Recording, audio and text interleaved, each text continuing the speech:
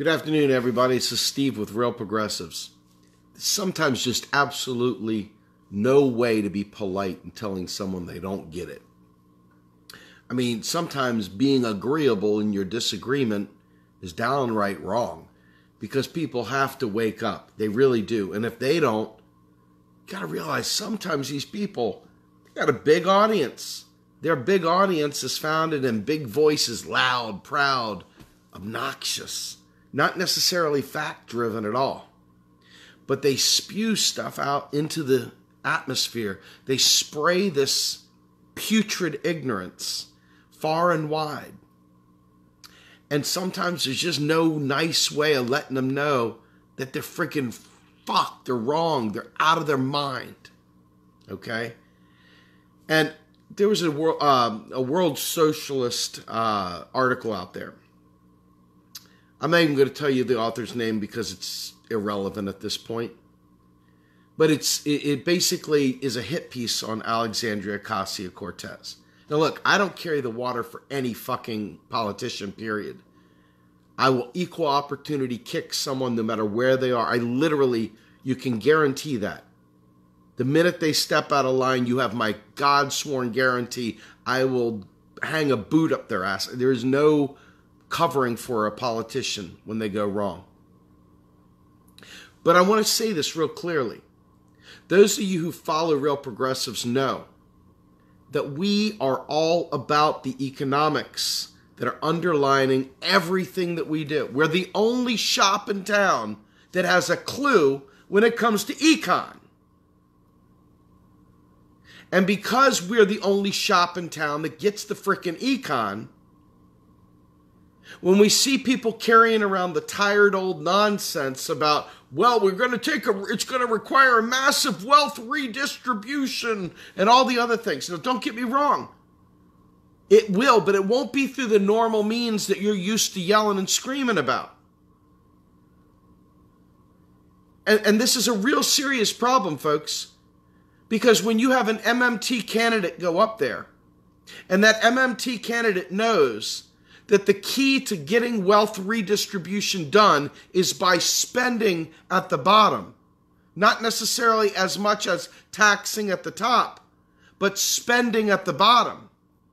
That, my friends, is when you get real wealth redistribution. But the problem is, and this is fundamental, where does the money they spend on the bottom come from?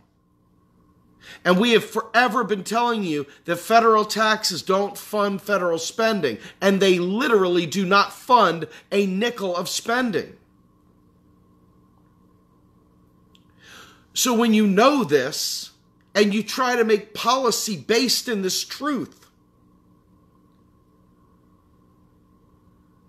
when you understand how this works, and you make policy based in that truth, for the people that don't understand the economics, who can't be bothered to learn the economics. When you have those people writing articles and they use catchy headlines to try and slam people, I ask you this, is it my job as someone who does get it to go full metal jacket right at them? Or do I go calm and peaceful and try and just let the shit go? I tell you, my friends, it is harder than hell to let the loud, the proud, and the frickin' economically illiterate lead us off a cliff. If you don't understand how it is, but you're going on the old diatribe and you're leading the friggin' loud people with you. We can't afford any misses here right now. Folks, we can't afford any misses. We have got to get this right. Period. It's the most important thing you will come across, bar none. And they have to know the truth, which means they being these writers, these authors, these alternative media people that write for Global Research CA, the biggest pile of shit publication out there, and some of these other world socialist type writings. Folks, we support so much of what they support. They just get the econ wrong. Do you understand me? It's not that we don't support what they're saying. They fuck the econ up so badly. They get it so incredibly wrong that it's no wonder that the right wing keeps coming back saying the only problem with socialism is eventually you run out of other people's money. And it's no wonder that we keep having the Red Scare come up. And it's no wonder that we keep having ourselves sidelined, having to explain, oh no, healthcare isn't socialism. Oh no, highways aren't socialism. Oh no, getting kids to be out of student debt isn't socialism. It's just common sense, just good economics.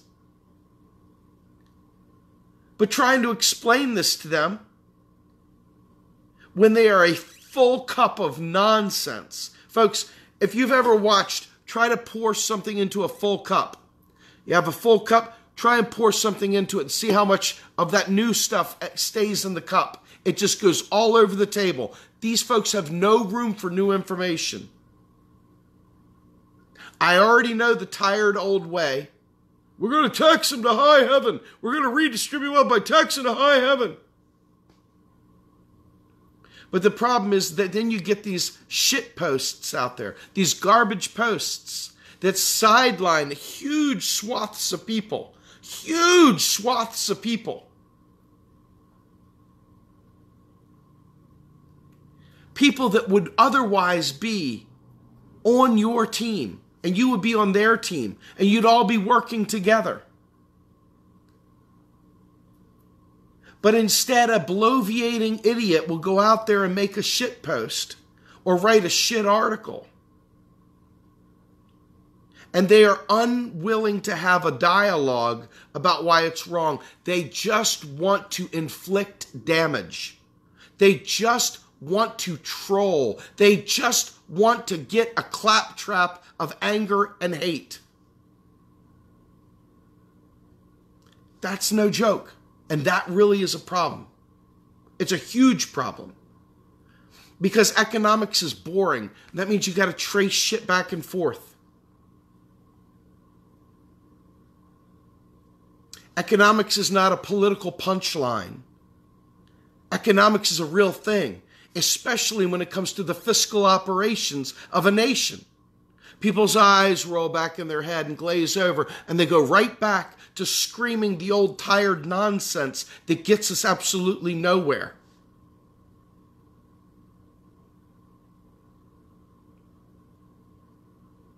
So Stephanie Kelton, who we have long since lifted up high into the heavens because she's doing God's work out there for all of us in a progressive movement, clearing hurdles, teaching people at high places how economics works,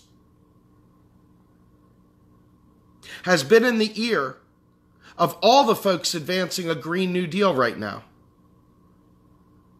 Now, I'm telling you right now, I'm not worried about politicians because I don't follow politicians. That's not my MO. I'm an econ guy, period. If Republicans got econ right and they started doing a Green New Deal, damn it, I'd be a Republican. I wouldn't care. But what you've got is a situation where people can't even hear what you're saying. They won't listen to you. They won't listen to you. And so these hit piece articles come out, nailing people that are fighting tooth and nail for a Green New Deal. Nailing them. I mean, smearing their name. Sidelining huge swaths of people. And it's a lot harder to explain your way out of a hole that someone decided to bury you in than it is just to talk about it up front the correct way. And this is what is very unfortunate about partisanship that we're dealing with right now. Folks, we've got friends that are in various, not just one, but various third-party efforts that will not work with anyone that's trying to advance a Green New Deal because their goal is to end the duopoly, which is, hey, a fair goal, man. We support that too. But with 12 years to avert environmental crises, we've got different priorities in terms of the pecking order, right? Just like if you've got a person laying there on the ground, absolutely dying of thirst, and you know that you've got a bottle of water here, but you know that somebody stole their bottle of water. Now you tell me, are you going to A, give them a drink of your water to ensure that they live, and then worry about finding out who stole their water? Or are you going to leave them on the ground to die and say, well, hey, I'm going after the people that took their water. That's the most important thing. I've got to get their water back from that person. And you come back and they're dead. That is the twisted logic that we're dealing with, my friends. It's order of operations. What is going to kill you first? And right now, the environment is going to kill us first. And second of all, and it's maybe the most crucial thing to understand, the reason why you see so much nationalism versus globalism versus this and that is because people are confused right now. They know they're suffering. They know they're hurting. They don't have a clue why, except they see these bad people doing these bad things and they can't put it all together. They're just angry and they're ready to strike. And damn it, if we could focus that anger, if we could give them the tools so that they're not only angry at the right people, but they understand what the fix is, we could save so many lives. So many lives. We could prevent so much pain, so much unnecessary destruction.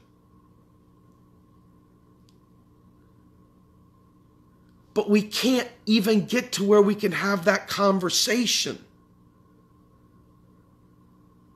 We can't even get to where we can have the conversation where we explain how a federal government that creates its own currency can never go broke in the currency, that money doesn't grow on rich people, that you spend on the poor first before you worry about taxing the rich. Because the taxes at the rich are deleted. So you're not helping the person at the bottom. They're dying while you're chasing gold coins in a fiat world. You've heard that before, right? That was Kelton too. The solutions are there. This is why you've got to get your order of priorities straight. Because if you don't understand, we've got to stop the bleeding first and then seek retribution later. Then the person that you got upset about seeing hurt gets to die before you ever get them a bottle of water.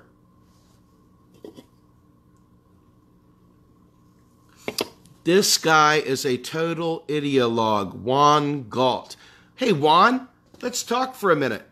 Since I'm a total ideologue, let's me and you have a chat, man. This is a good opportunity to have a chat, Juan. What is an ideologue? An ideologue, this is not ideological at all. Nothing that I'm saying is ideological. In fact, I'm not even talking politics. I'm talking pure economics. So I'm curious, very curious. What is an ideologue? Juan, I see you there, so tell me, what is an ideologue?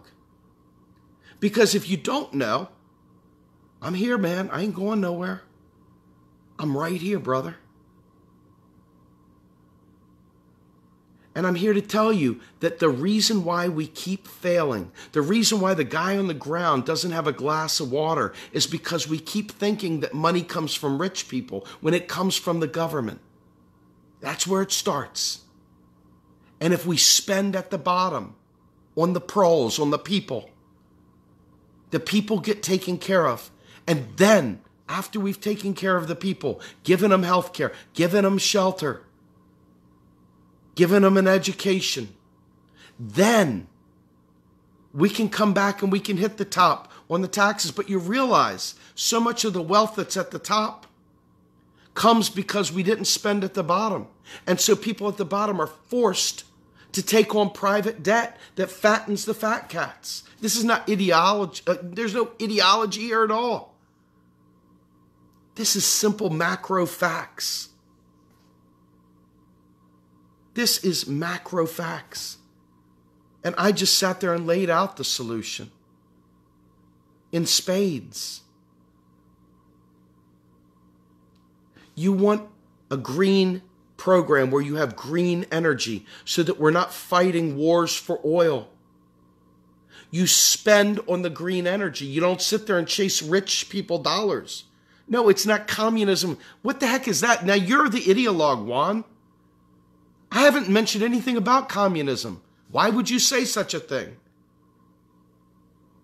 Do you not understand macroeconomics? It's okay, I can teach you. I can teach you. But you can't say stupid things like communism. That's stupid. And I'll call you for it. I'm not an ideologue, but I'm a son of a bitch. And when you go into these things and you say stupid stuff like communism and this, that, and the other, man, I just want to go full ice dragon and just burn the wall down because it's a sign that you're not listening.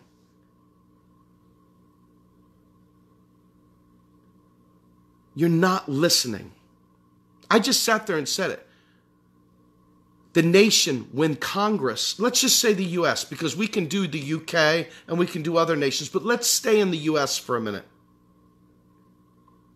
When Congress authorizes spending, irrespective of a single tax dollar, funds are automatically spent because every single dollar Congress spends is a brand new dollar. And every single time Congress taxes, it deletes dollars, so they never just print more money. That's not how it works. This is how the economy works, whether you accept it or not. This is kind of great thing about facts. This is a great thing about empiricism. It's just facts, and it's not Republican, it's not LOL Libertarian, it's not Green, it's not Democrat, it's just facts. This is how a sovereign fiat currency works, period. The UK has a sovereign free-floating fiat currency, just like the US. Australia has a sovereign free-floating fiat currency, just like the US. Japan has a sovereign free-floating fiat currency, just like the US. China has a sovereign free-floating fiat currency, just like the US. Shall I continue?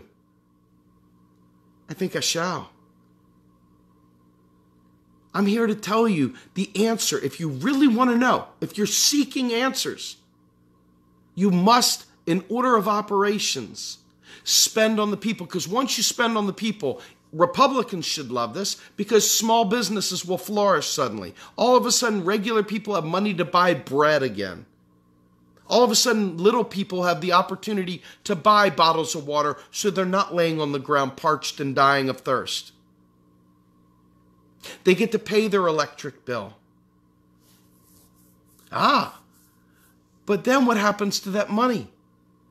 It just keeps cycling through the economy until it comes back to the government as a tax, where it is deleted at that point in time. Because all spending is keystrokes. There is no printing press. They're not printing money. They're keystroking deposits and they're keystroking out of it. They're deleting it. It's this simple.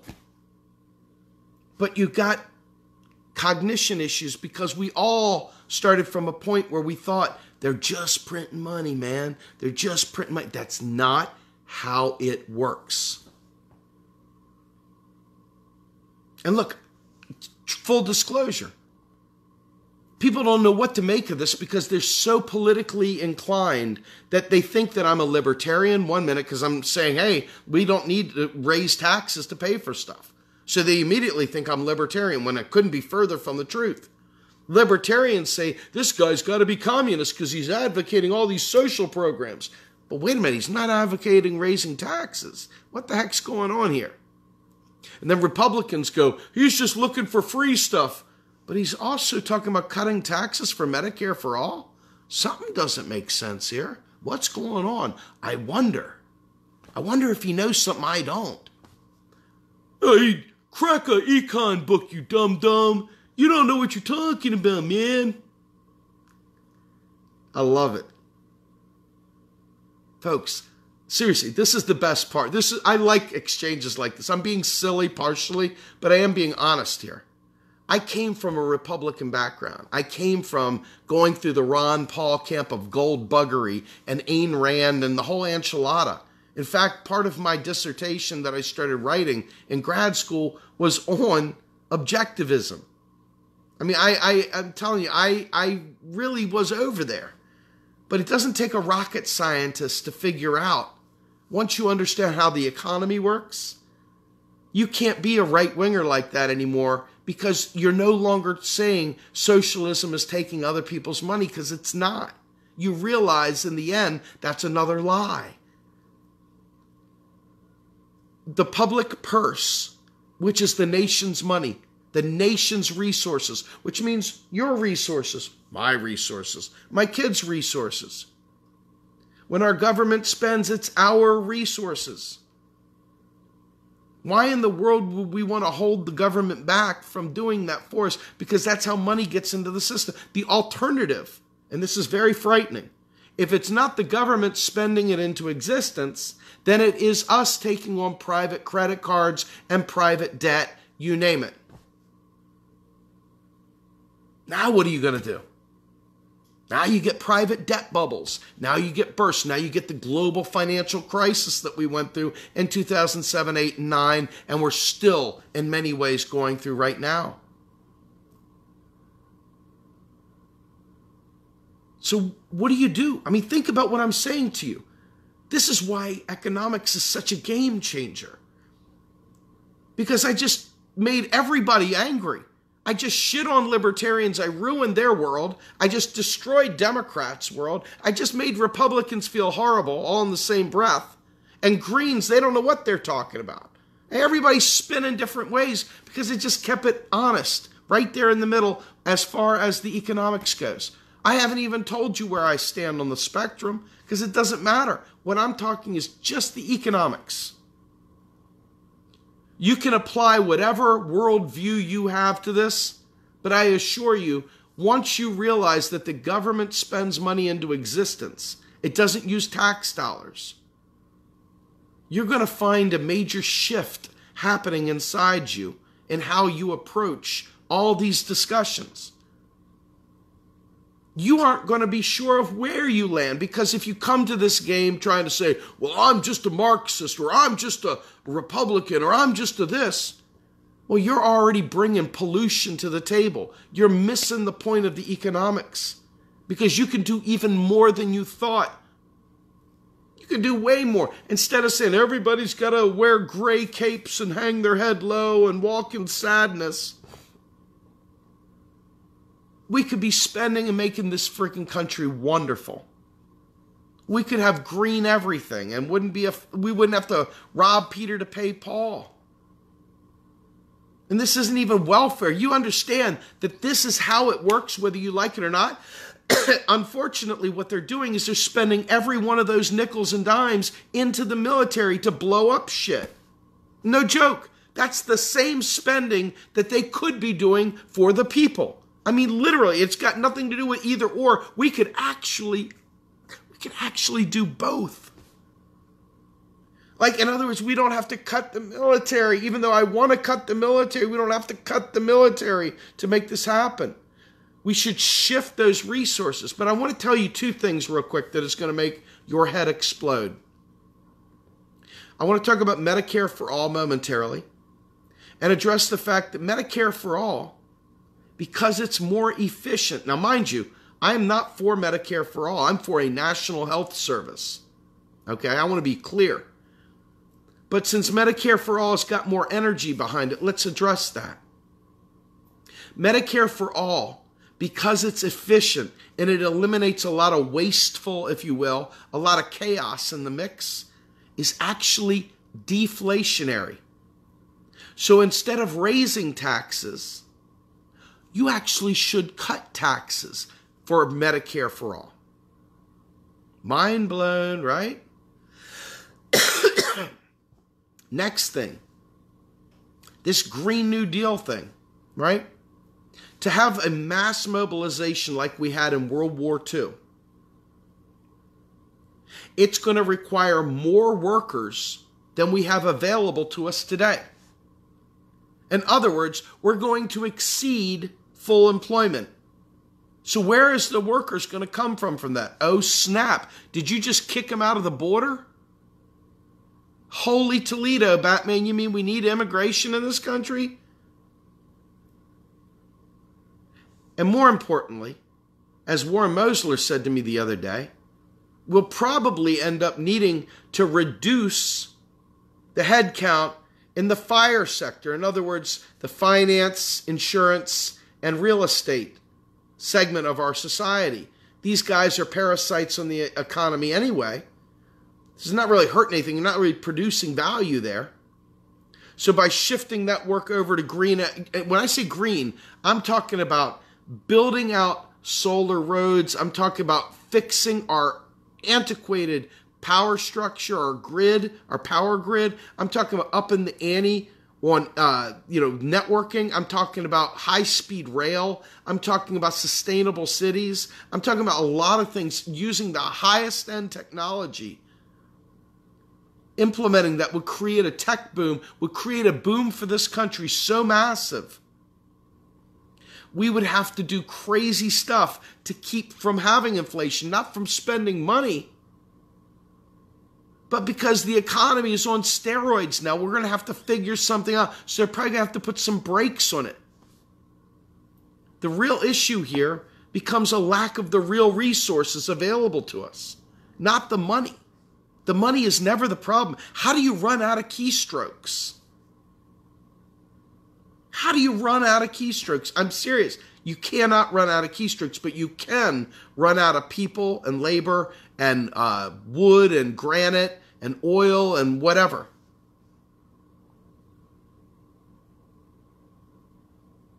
You can run out of those things.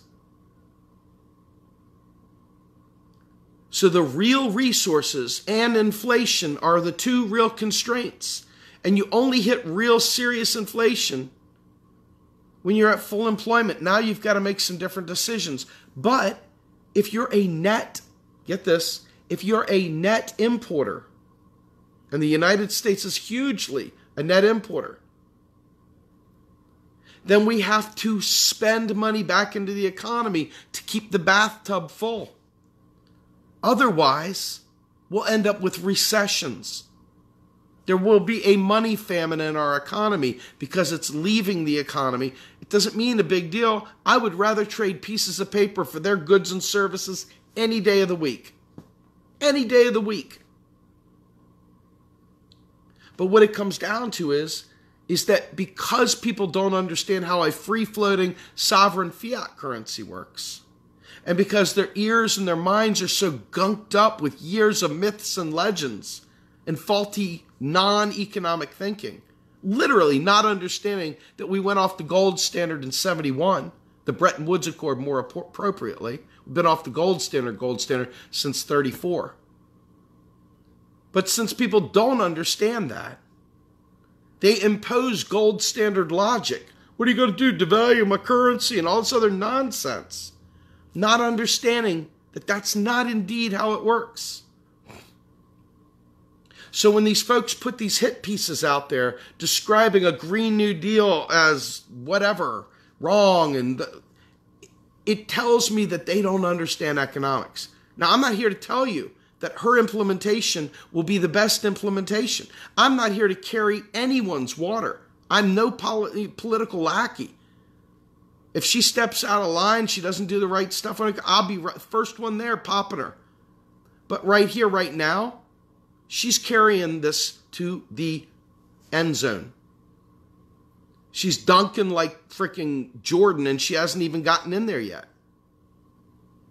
But she's also getting bashed as a phony this and a bad that and ignorant and all this stuff. I happen to know that high quality, incredibly smart economists are advising her every step of the way. Not these dodo birds that think we got a tax to spend, but the real people that understand how economics really works, like Dr. Kelton, like L. Randall Wray, like Pavlina Tcherneva and others. They're in her ear. They're in there pushing things out.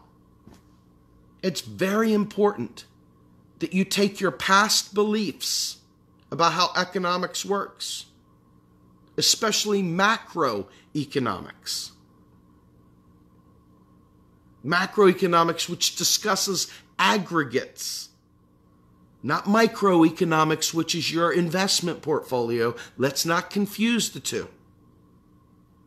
Macroeconomics, as in sovereign, fiat currency, non-convertible, not pegged, that kind of thing.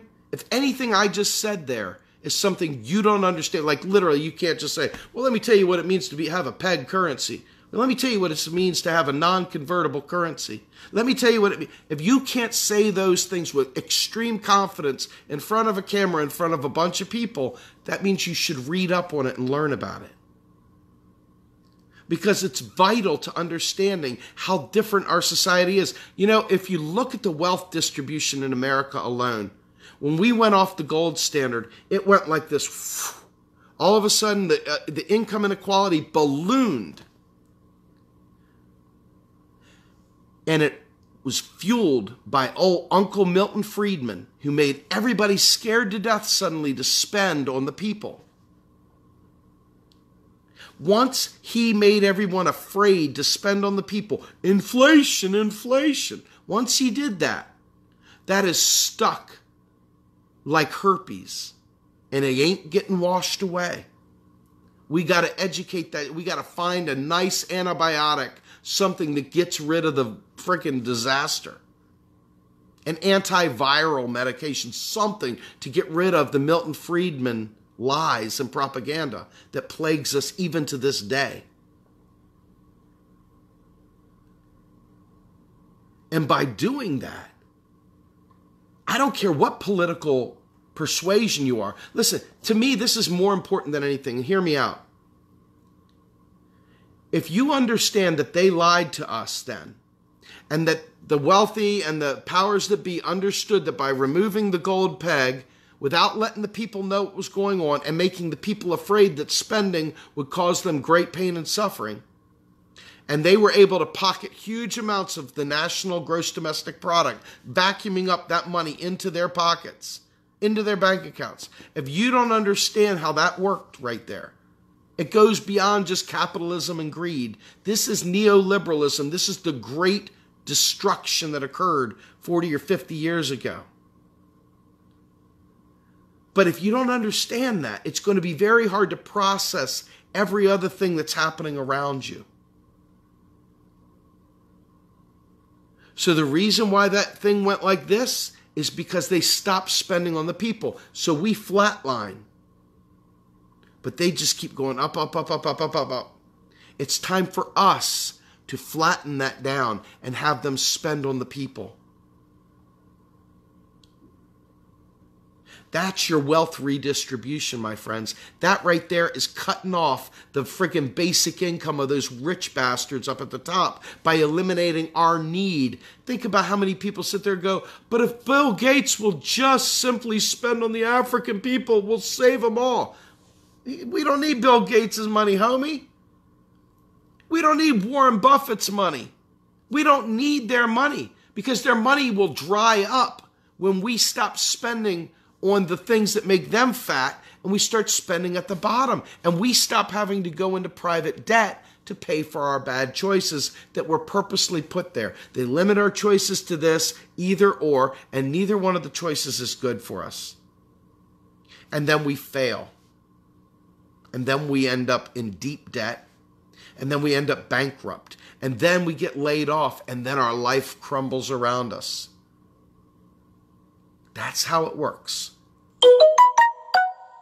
So I want you all to think about what I'm saying. This is not ideological, because once you understand this, we could have a room full of people, Republicans sitting there, Libertarians sitting there, Greens sitting there, Democrats sitting here, somebody else sitting there, Socialist, Marxist, Koleski Socialist over there, sovereign citizen, whatever. We could all have a legitimate conversation about what the priorities should be. Now, we probably all disagree, but at least we're not having to disagree based on a lie about the scarcity of money availability and in this whole debt fear porn that they've pumped into our heads. At least we could have a legitimate conversation about what we want to do with the national purse. We could have a legitimate conversation about the direction of the country and what we want to do to have nice things. We could restart NASA. We could restart exploration. We could invest huge amounts of money into actual finding cures for cancer instead of leaving it in the hands of people that maybe don't get a profit motive for it. Think about this. My father died of something called progressive supranuclear palsy. It's one of the rare lethal conditions, terminal conditions, that hits so few amount of people out there that it's not profitable to come up with a solution for. My father died because there was no solution. Now, I would like to see our government invest in these diseases and these other things that are straight up not profitable to cure. Take away the profit motive from cancer and see how quickly cancer goes away. That's what I want to see. Now, is that ideological to want to survive? Possibly. I guess survival is ideological if you're living in bizarro world, sure. But I consider it to be part of Maslow's hierarchy of needs, survival. And because we have got such a bastardized view of how economics works, we fail to see the possibilities, and we end up fighting amongst ourselves. I remember what it was like to be a Republican going, "You just want free stuff." I remember walking through the lines at Walmart, looking at people and noticing them having a can of crab meat that they bought with their food stamp because everybody's looking over each other's shoulder, like a loser.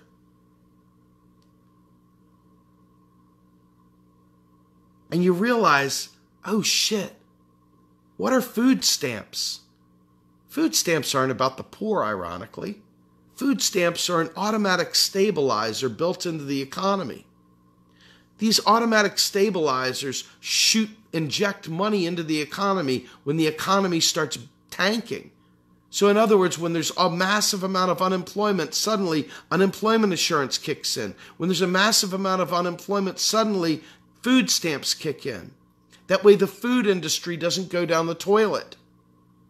You keep your industries alive and well with automatic stabilizers.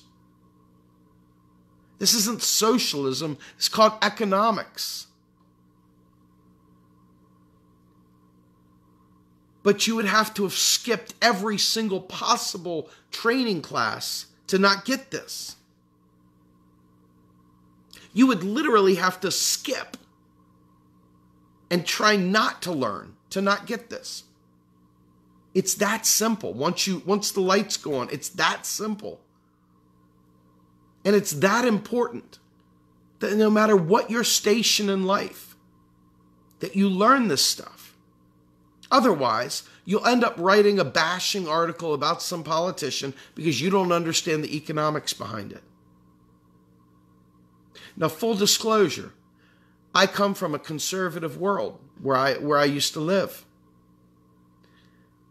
And my family members, most of which are conservatives as well. And they watch Fox News a lot. I can't have a conversation with them about most of the stuff. I would love to. But anything that doesn't come from the Fox News talking pit must be social and must be communism. Must be stupid. Something, I don't know. And I love my family very much, but this is the truth. When you understand that the government created the first unemployed person by imposing the tax, you realize it's the government's job to make it so that unemployment no longer exists by creating a job guarantee. That way you create a situation where there's never involuntary unemployment ever again.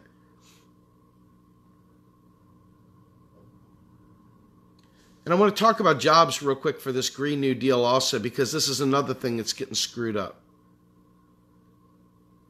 A lot of people are talking about a green jobs program. Well, the federal job guarantee, the MMT, federal job guarantee, was always considered to be a transition job to ensure that we never had involuntary unemployment. That way, the private sector or whoever could hire those people out of the job guarantee, because no employer wants to hire, trust me, somebody who is unemployed. They want to hire someone that's employed because they figure they shower, they figure they show up to work, they figure that they, do work, whatever, so they're a good bet. They don't want to hire somebody that's been on the DL, unfortunately. It would be great if they did, but they don't. So the job guarantee is intended to solve that problem. It is not, however, intended to solve green energy. Those jobs are high-paying, professional-level jobs. Why wouldn't we want the value of that labor to be felt by those people? Why wouldn't we want to compensate high-skill, high-investment jobs at above the wage floor? It makes no sense to make these jobs wage floor jobs. And when you think about a federal job guarantee, you're talking about somewhere in the neighborhood of $15 an hour, which put out across a year is about $33,000 a year. That's not the greatest living in the world. If you've ever lived on 33 grand, you know it's hard work even there.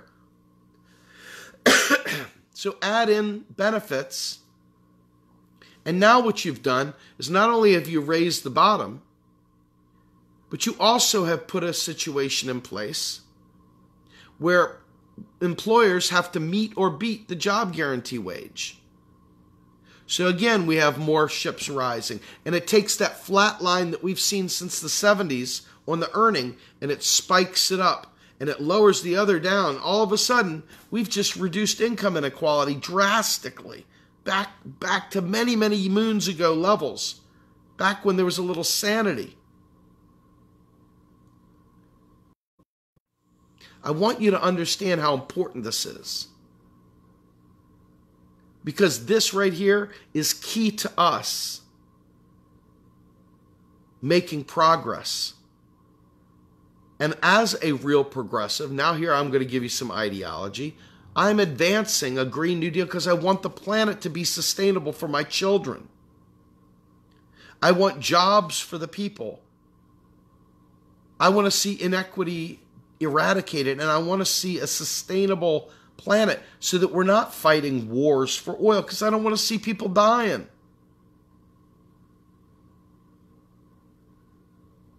So I hope that this talk was good. And for Juan, who, came at me, bro, we had a little bit of fun there, but I want to just say, honestly, I was once there. I used to say the same stuff you were saying. It's not like it's unheard of. I get it. I even get where you're coming from. I know what you're thinking. I did it before. I'm telling you, it's wrong. It's stinking thinking. But I feel you. I get it.